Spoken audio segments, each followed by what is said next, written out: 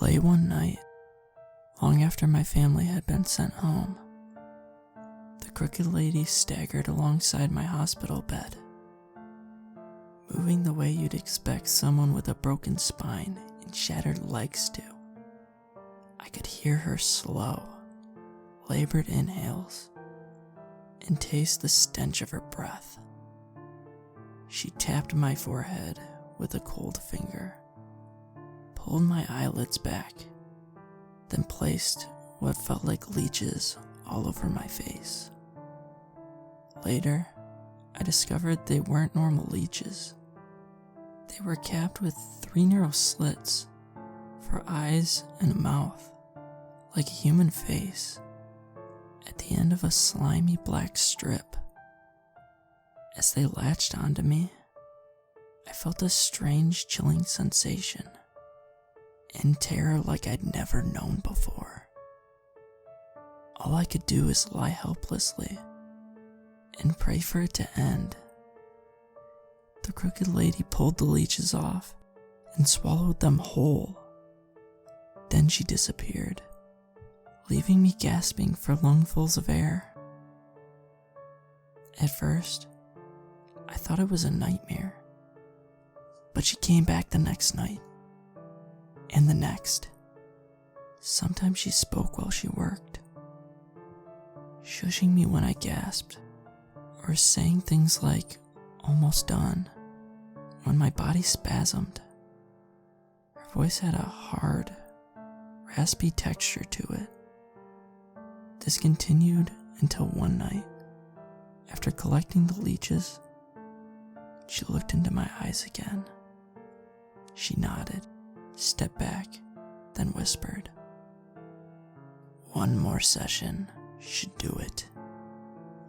This time, the chilling sensation remained after she had gone. When I woke up, bars of sunlight were cast through the blinds.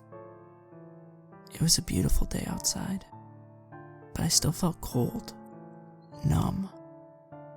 I pushed the emergency call button on the side of my bed. A minute passed, then several. I mashed the button again and again.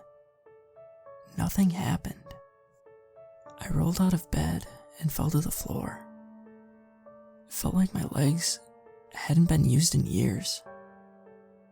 Resting on a chair in the corner was a baseball bat and a card from my daughter. It read, "Get well soon, Daddy. I left you my lucky bat to help you get better faster." My daughter had called it her lucky bat since she hit 2 game-winning home runs with it, back to back. Since I was too busy with work, I'd missed both. All I could think about was seeing my family again.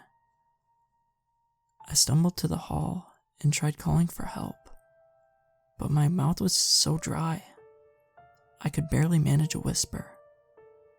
I made my way to the nurse's station and collapsed in front of 2 doctors.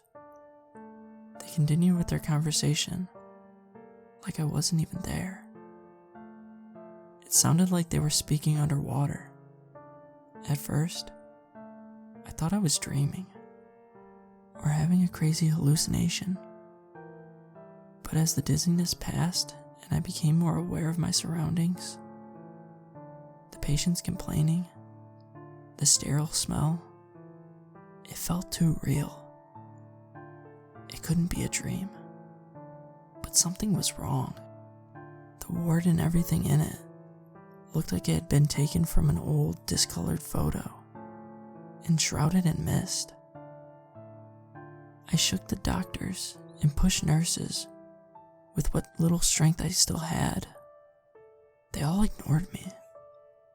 Solid objects barely moved when I tried picking them up or knocking them aside. It was like being trapped behind an invisible barrier, unable to manipulate the world. I'd become a ghost. As naive as it sounds, I believed my family would be able to see me. and that if I could just make it home, everything would be okay. It was like stumbling through fog. Every so often, I collided with an echo of the world and used it to guide my way. When I finally arrived, I called my wife's name. She spun around and smiled. For a moment, I thought she'd seen me. But then my daughter walked past and hugged her mom. I slumped back against the wall, watching them sit down to eat, completely oblivious to my presence. For hours, I tried making them notice me. I held my daughter in my arms and felt the warmth of her breath against my cheek. A flicker of recognition flashed across her face. "It's me," I cried. "I'm here, I love you." Her lips trembled. My wife asked what was wrong. I was thinking about Daddy. I broke down and sobbed. I couldn't resign myself to this. There had to be a way back. I didn't understand what was going on, but I knew the crooked lady was responsible. If she stayed true to her word, she'd be paying me one last visit. Perhaps there was a way to undo whatever she's done. It wasn't a great plan, but it was all I had. I took one last look around the house, memorizing every detail. I kissed my daughter on the forehead and said, "I love you." She shivered as a tear ran down her cheek. I made my way back to the hospital and waited. Hours passed. From the quiet of the hall, I heard the unsteady steps. My throat tightened as they drew closer. I peeked behind the door just in time to see the crooked lady burst forward, knocking me clean across the room. "You weren't supposed to wake up," she groaned. I lay on my back winded. She reached out to grab me, but I caught her withered wrist with both my hands. With the devil's strength, she thrust it towards my neck and touched her fingertips to my throat. Darkness crept to the edge of my vision. I pushed my feet against her chest and kicked with all my strength. She collided with the bedside monitor and fell to the ground. When she stood, I got my first proper look at her and wrenched. Her torso was misaligned from her legs and her jaw from the rest of her head. She charged, arms outstretched and elbows facing the wrong way, revealing more bends and twists than any human should ever have. She grabbed my throat and pinned me against the wall. My toes barely scraped the floor. The leeches slithered down her arm and onto my face. One lingered on her hand for a moment and stared. The horrible sensation returned, more intense than ever before. An indescribable pain. I drove my thumb into the crooked lady's eyes, but my hand started fading away. She smiled at my panicked reaction. In a last desperate effort, I tried to pry her hands off my throat and touch something slimy. It was a leech. I pulled it off my neck and squeezed as hard as I could. It made a disgusting squelch. The crooked lady wheezed and groaned. It hurt her. I grabbed another one. She pulled me back and slammed me against the wall. Hard. There was a moment of blinding pain as my vision blurred. Then a trickle of blood ran down my forehead. I kept hold of the leech and pinched it between my finger and thumb. Squelch. Her grip loosened. She shrieked in pain, and I was free. I snatched more leeches off my face and crushed them. The crooked lady staggered and whirled around, roaring curses.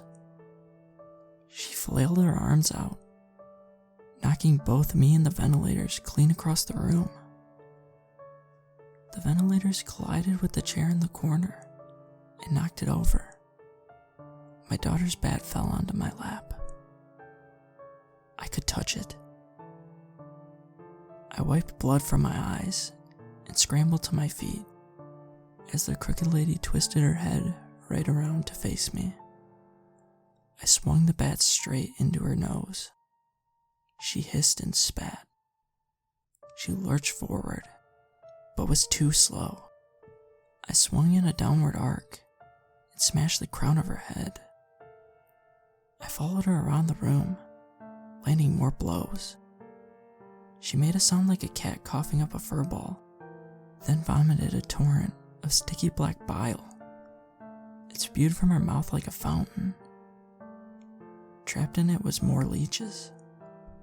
They tried crawling towards me, but were stuck in the black substance, a few threads of which were still hanging out of the crooked lady's mouth. I stomped one. She groaned. I stomped again and again. She withered and contorted, worse than before. Steam rose from her body, and she wailed like a banshee. Now I returned to normal, and she was the one fading away. There was one leech left, but nauseous from my injury, I fell onto my back and dropped the bat. A hospital light spun above my head. The crooked lady crawled on top of me and raised a hand to my throat one last time. I fumbled for the last leech and found it and squeezed. The last thing I remember was a nurse running into the room. When I woke up, my family was by my side. After a tearful reunion, a doctor walked in with a furrowed brow. He wanted to know how I'd managed to wake up from a coma, split my head open, and trashed the room, all without being noticed. For a moment, I considered telling him the whole ordeal, but decided against it. So far as I can tell, they'd found no traces of the crooked lady. I played dumb, told them I couldn't remember a thing. They blamed it on the coma.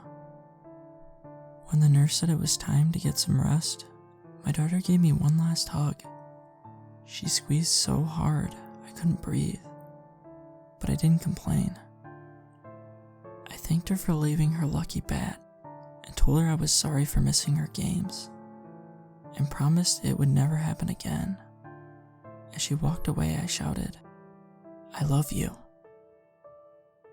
I can't even begin to describe the joy I felt when she turned around, looked me in the eye, and replied, "I love you too, Daddy."